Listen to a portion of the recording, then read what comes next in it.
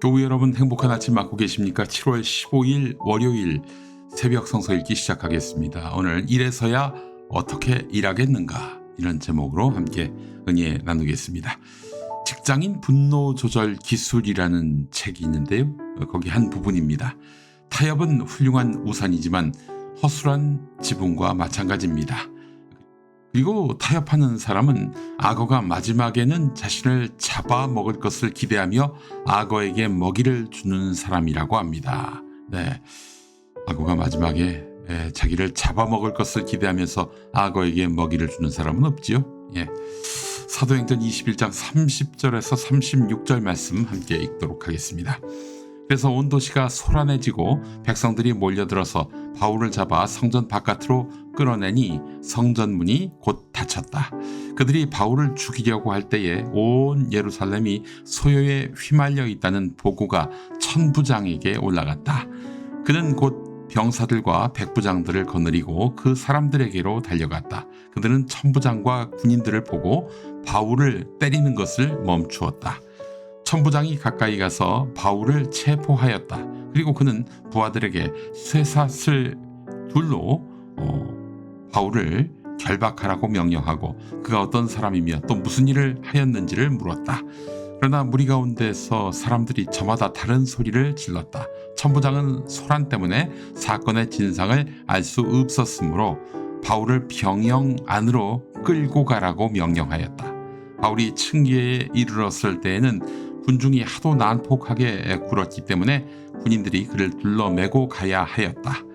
큰 무리가 따라오면서 그자를 없애버려라 하고 외쳤다. 네, 사도행전 21장은 사도 바울이 예루살렘으로 여행을 떠나면서 일어난 일들을 다루고 있습니다. 바울이 성전에서 정결 예식을 행하고 있을 때 아시아에서 온 유대인들이 그를 율법을 비방하는 사람이라고 억울하게 비난하면서 폭동을 일으켰습니다. 예루살렘 교회의 사도들조차 바울 편을 들지 않았습니다. 바울은 사람들에게 붙잡혀 모진매를 당했고요.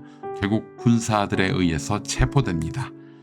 바울은 로마의 군대 장교에게 자신을 변호할 기회를 달라고 요청합니다.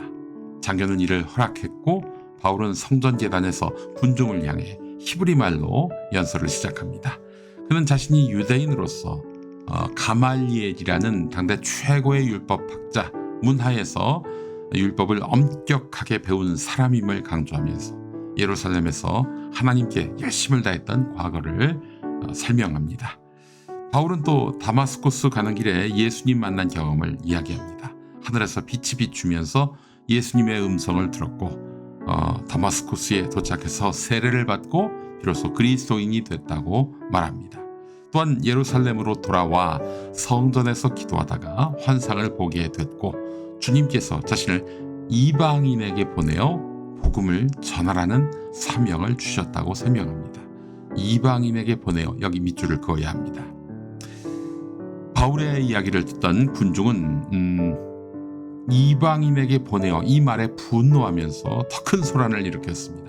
이에 로마 군대 장교는 바울을 체포해서 채찍질하려 했지만 바울이 로마 시민권자임을 밝히자 즉각 중단합니다. 결국 바울은 우여곡절 끝에 피신할 수 있었습니다. 자, 이들은 왜 이방인에게 보내어 이 부분에서 발견했을까요?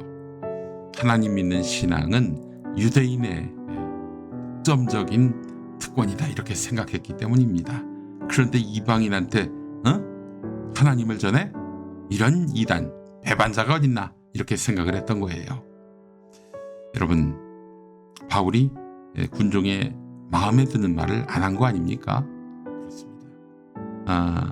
그는 군중의 마음에 드는 말을 하면 무사할 수 있었는데 자기 마음의 정의의 원칙에 반했기 때문에 그걸 받아들일 수가 없었던 거예요. 그래서 그는 하나님이 주신 소명을 감당하면서 그에 따른 불이익을 결코 두려워하지 않았습니다. 예.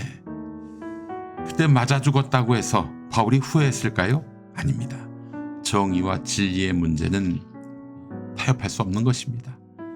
네, 엘라바마주 몽고메리에서 흑인 재봉사로 일하던 여성이 있었습니다. 로자 파크스라는 사람인데 이름 들어보신 분들이 꽤 있을 겁니다. 1955년 12월 1일 로자 파크스는 백인에게 자기를 양보하라는 버스기사 요구에 거부했다가 경찰에 끌려갔습니다. 그 이후로 백인을 차별하는 버스를 타지 말자 이런 목소리가 커지면서 버스 보이콧 운동이 들불처럼 확산됐습니다. 버스 보이콧 사건 이후 로자 파크스는 영웅이 됐을까요? 아닙니다. 가족 모두 일자리를 잃고 끊임없이 협박 편지를 받았습니다. 결국 로자 파크스는 나는 아무데도 속하지 않는다 이러면서 뭔가 타협하는 듯한 태도를 취했습니다. 그러나 다시 힘을 얻고는 불평등한 현실에 맞서는 바로잡는 투사로 살게 됐습니다. 정의의 문제에 있어서 타협하지 않는 우리 모두가 됐으면 좋겠습니다. 그것이 또 다른 흑인 버스 탑승자에게 용기를 주는 길 아니겠습니까? 함께 기도하시겠습니다. 전능하신 하나님, 내 안의 나약함을 돌아봅니다. 정의의 문제에 있어서 일체의 타협이 없음에도 고비고비마다 무력해지는 나를 보면서 말입니다. 하나님, 내 안에 현실로부터 이탈하지 않으려는 안일함 때문에 주님의 정의를 포기하는 일이 없도록 인도해 주옵소서. 어떤 불이익이라도 우리가 끝까지 견뎌서 주님 뜻대로 쓰임받게 해 주옵소서. 예수 그리스도의 이름으로 기도합니다. 아멘. 네, 의를 위해 싸우는 분들께 이 노래 선물합니다. 강명식의 기뻐하라. 네, 한국기독교장로회 총회교육국이 만드는 말씀과 삶으로 매일 아침 은혜를 나누고 있습니다. 내일은 오광석 전도사님과 함께 하시고요. 저는 모레 뵙겠습니다. 고맙습니다.